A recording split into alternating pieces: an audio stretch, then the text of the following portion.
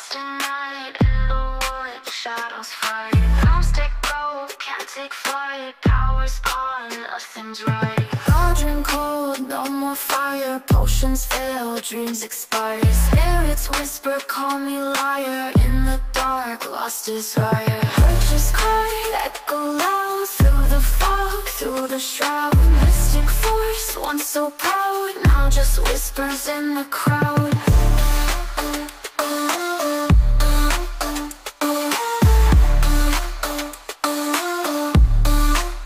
Babalan TV. Hello Libra, welcome po sa inyong reading. So this is your bonus reading for February the 8th to February the 14th.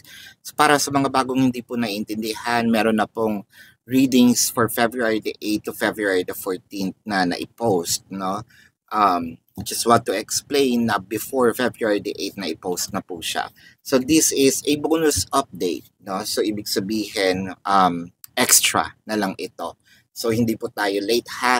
So for those of you who's new to the channel, don't forget to click the subscribe button, smash the like button, comment below kung kayo po yung nakaka-resonate, and hit the notification bell. Kung gusto niyo pong sumali sa ating live sessions, dun po yan sa ating kabilang channel. That is Babaylan TV. Now, yan po ang ating unang channel catered for our international audience. Nagla-live po tayo doon, so pwede po kayong sumali. Kung hindi po kayo makaresonate dito, baka nandun po ang inyong reading. Ayan. So, I want you to know that this is a general reading. You may resonate with the entire reading. Or pwedeng konti lang, no? Take what's solely yours. Pwede rin po magkapalit ha, itong roles. I may be reading for you or I may be reading for your person. But definitely what I am reading is the dynamic. Alright, so let's begin. Parang ang dami-daming nangyayari, ang daming-daming gusto nyong simulan ngayong mga panahon na ito. Pwedeng it's a combination of finances, no? And then romance, or finances and then family relationship, or a mixture of everything. Pwede rin ito sa trabaho, sa friendship, no? Friendship, pagkakaibigan. Pwede rin itong sa mga health, no? What I'm trying to say is, ang dami-dami nating mga naiisip na gusto nating come to fruition. So, ibig sabihin, gusto nating ma-experience, gusto nating maganap, no? In one sitting. Kung pwede lang talagang hatiin itong katawan natin na merong nagtatao sa bahay, gumagawa ng mga gawaing bahay while yung isang katawan natin nagtatrabaho. If only there are clones na walang bad effect, na that still be you, na pwede bang itong isang katawan ko na lang yung may sakit tas ako healthy, then if only we can do that. Pero kasi there are a lot of transformations, that's why it's happening right now. Lately, siguro nagkukulong tayo sa ating mga bahay-bahay, kwarto-kwarto. Pwedeng hindi rin tayo nagpa-post lately, sa social media. We want everything to keep in private. Pwede rin tayong naniniwala sa evil eye. Alam niyo evil eye, Yun yung mga sinasabi nating either sikreto or mga plans, and then hindi natutuloy dahil may mga kaibigan tayo. Feeling natin ka-close natin yung pala may mga inggit. So, na the drag ito pababa, hindi nagka-come to fruition. So, from what I am seeing here with the Queen of Cups, ano ba yung dapat kong gawin? Ano ba yung pwede kong gawin para at least maibsan itong pain na nararamdaman ko? Maibsan itong burden na nararamdaman ko. Maramdaman ko man lang, na mahal ako nitong person na ito, o maramdaman ko man lang na mahal ko yung sarili ko. That's the most important thing. Kasi parang feeling ko, lagi akong nandyan para sa ibang tao. Pero I was never been with me in literal form. Kapag tinawag ako ng ibang tao, ang support ko 100%, Pag sinabing kailangan kita, I am going to show up. Pag sinabi nilang kailangan ko ng tulong mo, I will be there, Kahit pa paano meron akong dudukutin. Pero bakit pagdating sa akin, lagi kong kina-cancel, no? Ay, bukas na lang. Ay, ganito na lang. Ang dami kong excuses.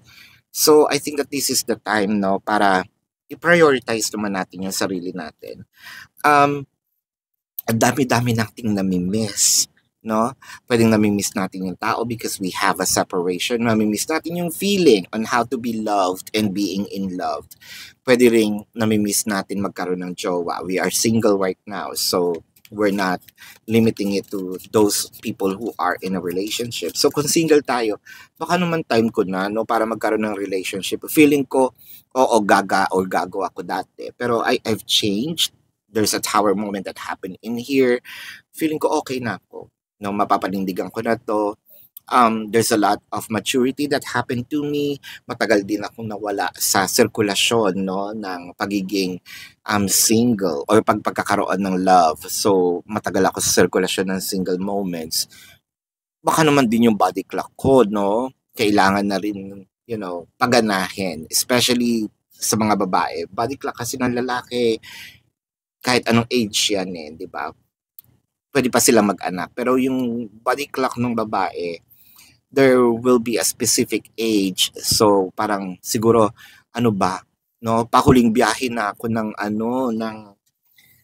aking pagkababae, hindi pa nagkakaroon, 'di ba, ng anak. So, I'm in a rush with the Four of Wands.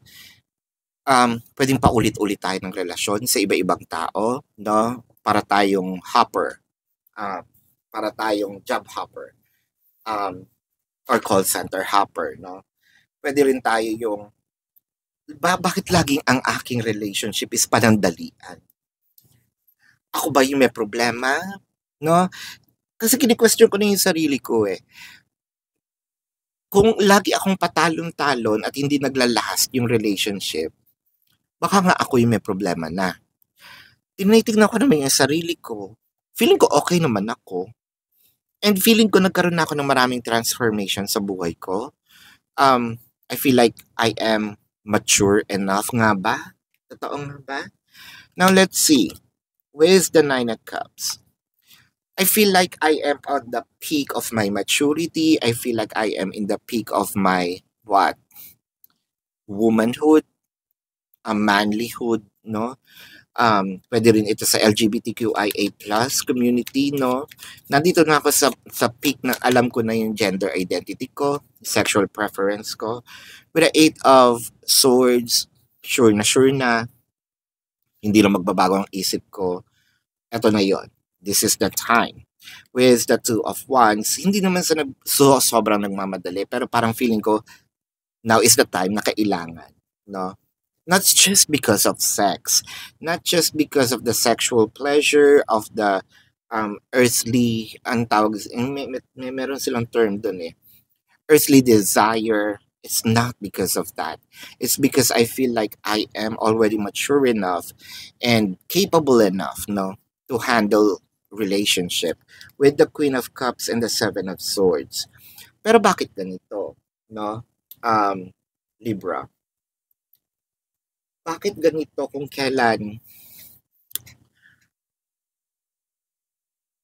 nandun na nga pa tayo sa maturity? Oo, siguro pagdating sa not trusting the person or not giving in sa mga sitwasyon, pero bakit nandito pa rin tayo sa iniisip natin lagi tayong lolokohin, laging mabibetray yung trust natin. So if we are mature enough, so siguro dapat we are also mature enough to know the difference. And parang yung upfront, no, ay sa dami ng pinagdaanan ko, I've known this game. The player may be different, but the games remains the same.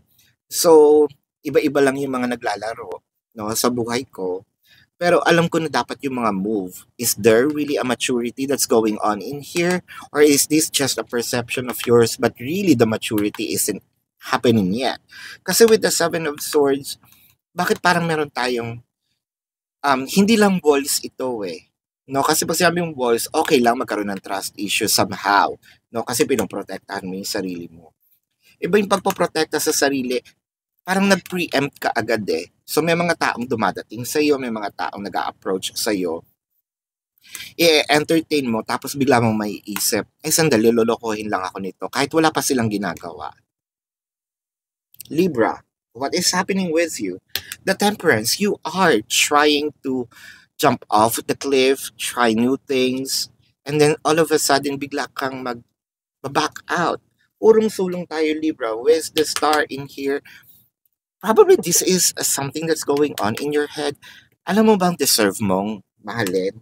The star is someone that will be placed in a pedestal. Someone that is lovable. Someone that is yung kamahal-mahal na dapat inilalagay nga sa isang pedestal. No? Pero kasi, you got what it takes. Pero bakit ganun yung tingin mo sa sarili mo? Is it you that you don't believe in yourself? Is it you that you don't even trust yourself? Probably you have to look on a different perspective. Is it you not trusting everyone else or not trusting someone else? Or is it you that you're not trusting yourself here? No. Let's sit, mag-real talkan tayo dito, Libra. Hindi ako galit sa'yo. Naiinis ako dahil ang tingin mo sa sarili mo is napakababa, no? Walang perpektong tao. People may have done wrong to themselves. Walang naging perpekto sa sarili nila. Nakakagawa tayo ng mga bagay na ikinakasira natin. Bakit? Up until this moment, feeling mo ikaw yung taong yun. Kala ko ba you've changed? Kala ko ba you've become mature enough? No? Kala ko ba nagbago tayo? Kala ko ba nagiging mature ang pag-iisip natin? Bakit ganito? 'Di ba? Ang sinasabi ko lang dito, Libra, is kung alam natin, no, na we are worthy of love because of all the experiences that happened from the past. Bakit hindi natin mapagkatiwalaan yung sarili natin? Yun lang ang tanong ko. Kasi Libra, tulad ng sinabi ko, you have all the tools, you have what it takes to be loved. Pero ikaw mismo sa tingin mo, sa sarili mo, meron tayong mababang kumpiyansa, Libra. Sa totoo lang. With the Magician, this is all the tools that was given to you with the Chariots. You're already surpassed. You already surpassed all the things, those challenges in your life. And I think that you deserve to be loved and to experience love. No? Ikaw mismo, Libra, whatever it is that siguro this is how you treated yourself.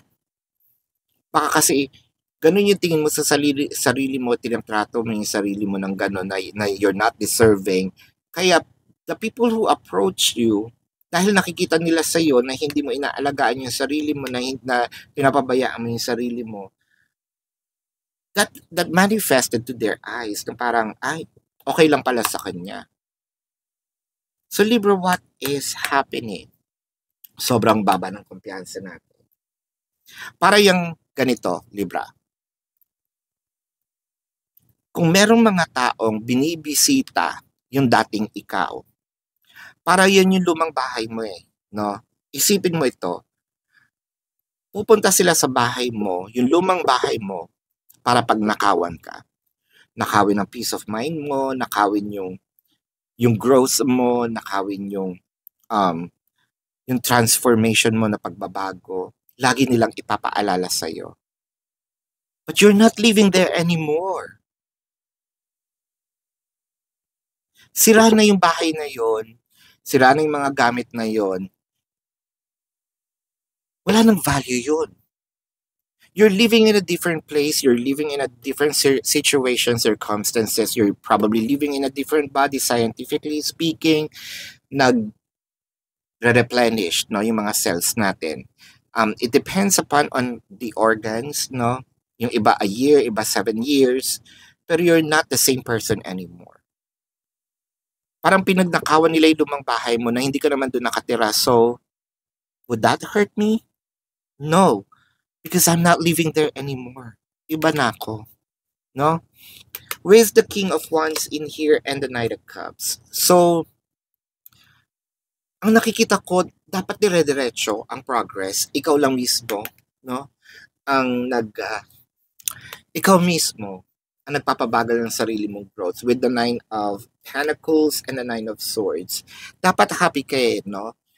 Nine of Swords is happiness, gathering all of your abundance, gathering all of your harvest. Pero Nine of Swords, ang ginagawa mo? With the Nine of Swords, actually kung kapatid kita, I wanna sit with you, no? Kakausapin kita. You know, there may be people that's probably manipulative na ipinapamukha sa'yo na hindi ka nag-grow, na you're immature, na wala kang kwentang tao. No. Nakokontrol ka ng ibang tao. Kontrolin mo naman yung buhay mo, Libra. Libra nako, Libra dyan, mag-usap tayo talaga. Ay nako, baka makurot kita sa singit. Hindi ako nagagalit dahil hindi ako galit sa iyo as a tao, no? Naiinis ako kasi hindi mo binibigyan ng chance yung sarili mo. So let's get some other cards here. No, kumukulo ang dugo ko. Not because galit ako sa iyo, ha? Galit ako doon sa perception. Okay, magkaiba 'yon. So, gusto ko lang ipaalala, Libra, na doon po sa ating kabilang channel na Babaylan TV, yun po ang ating, nawawala ako sa sarili ko.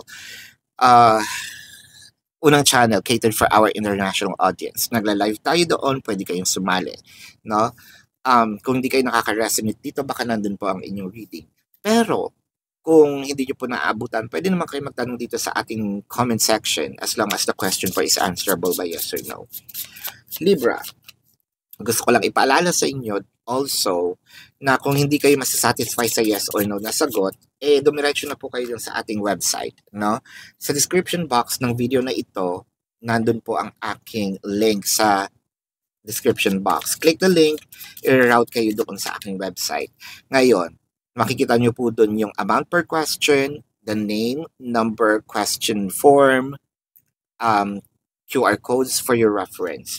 I also created the 4 questions plus 1, so take advantage of it. If you want to book a private reading, nandun din po siya. No? Do you love me the way I love you? I think that this is a question to yourself. No? Your higher self loves you.